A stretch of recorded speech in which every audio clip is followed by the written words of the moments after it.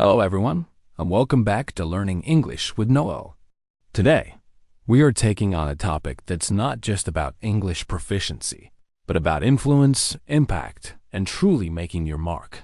We're exploring how to talk like a leader. I am absolutely delighted to welcome back our esteemed communication expert, my brilliant colleague Hayden, who is here to unveil the secrets of truly impactful leadership communication. Thanks so much for having me again, Noel. This is a topic I'm incredibly passionate about because effective communication is at the heart of all great leadership. It's about empowering others through your words. Hayden, let's cut right to it. When we talk about talking like a leader, what does that truly encompass? Is it simply about having a loud voice or using complex vocabulary? What's the essence of it?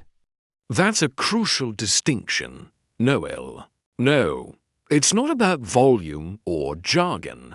The essence of talking like a leader is about intentional communication that inspires, clarifies, persuades, and fosters trust. It's about using language as a tool to articulate vision, drive action, and build strong, cohesive teams.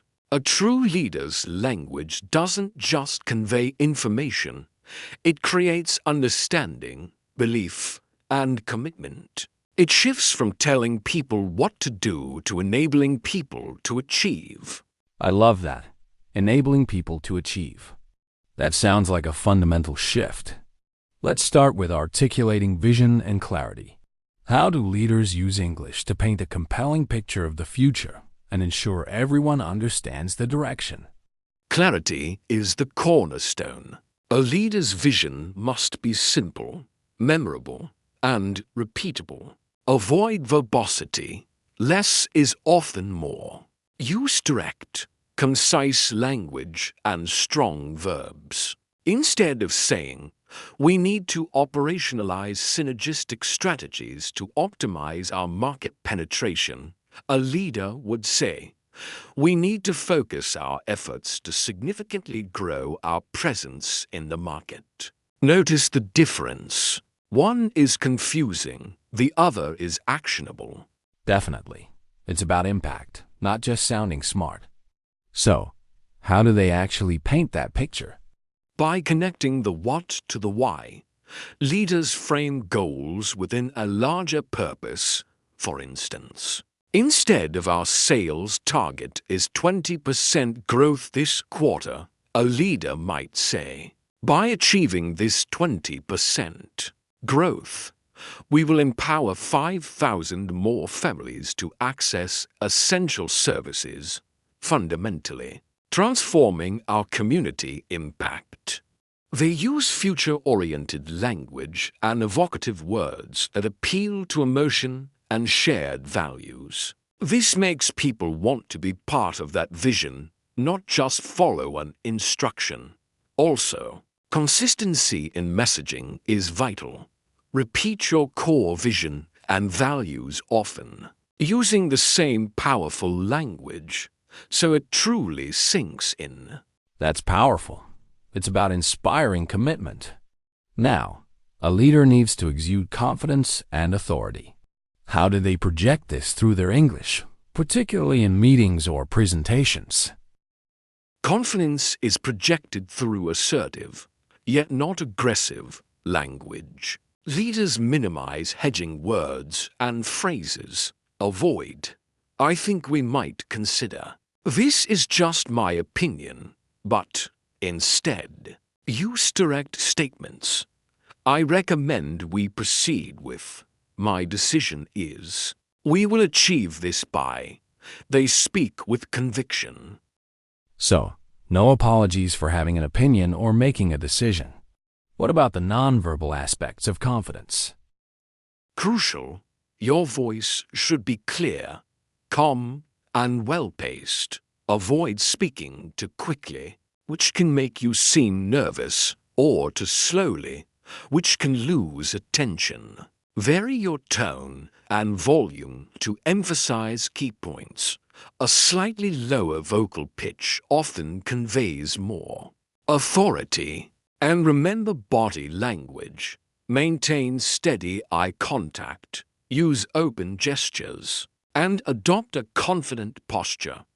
These nonverbal cues reinforce your spoken message. When asked a challenging question, a leader pauses, gathers their thoughts, and answers directly rather than fumbling. It's a full package deal: voice, words, and body. Let's pivot to something that truly differentiates great leaders: their ability to connect and inspire loyalty. How do they build rapport and motivate others through their language? This comes down to empathy and inclusive language. Leaders frequently use we, us, and our team rather than focusing solely on I or my. This fosters a sense of shared ownership and collective responsibility.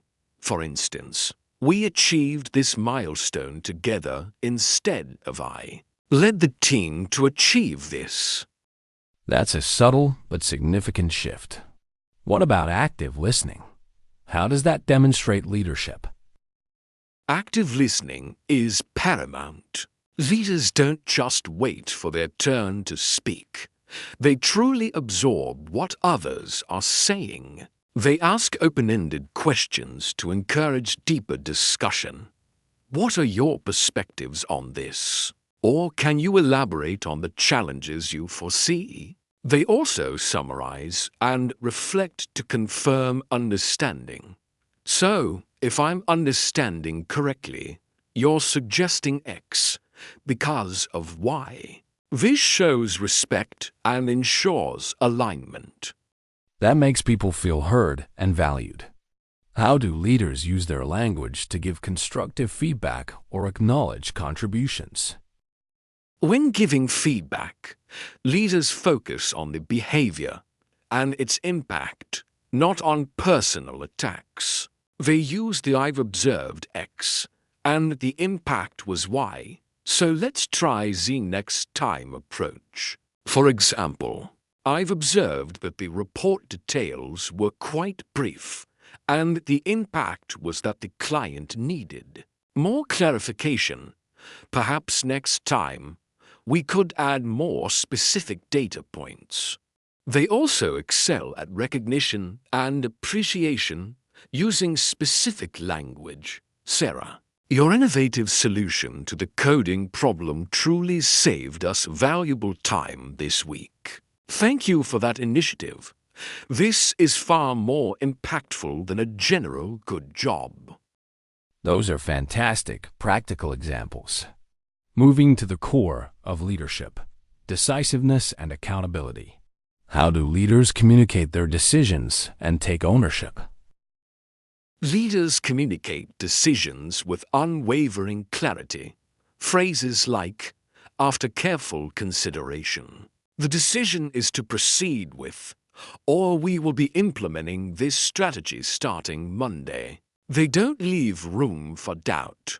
When things go wrong, they stand tall and take responsibility. Phrases like, "I take full accountability for this oversight," or "the buck stops with me." But it doesn't end there. They immediately pivot to solutions and learning. Here's what we will do to rectify the situation. Or we will analyze this to ensure it doesn't happen again. This builds immense trust and shows maturity. That's the mark of a true leader: owning the outcome. What about motivation and inspiration? How do leaders use English to light a fire under their team? Inspirational language often involves storytelling. Leaders can weave narratives about challenges overcome, past successes, or future possibilities to illustrate their points and connect with people. On an emotional level, they use positive framing even for challenges. This isn't a problem. It's an opportunity to innovate. They connect individual tasks to the larger vision: your work on this small component. directly contributes to our company's mission of X, and crucially, they consistently celebrate successes, no matter how small, using specific praise to reinforce positive behavior. That's powerful. Leaders aren't just managers. They're storytellers and motivators. Now, here's a less obvious but equally powerful tool in a leader's communication toolkit: strategic silence and pauses. How does this fit into talking like a leader? This is often overlooked. Noel, strategic pauses before or after a critical statement can emphasize its importance, allowing the message to sink in.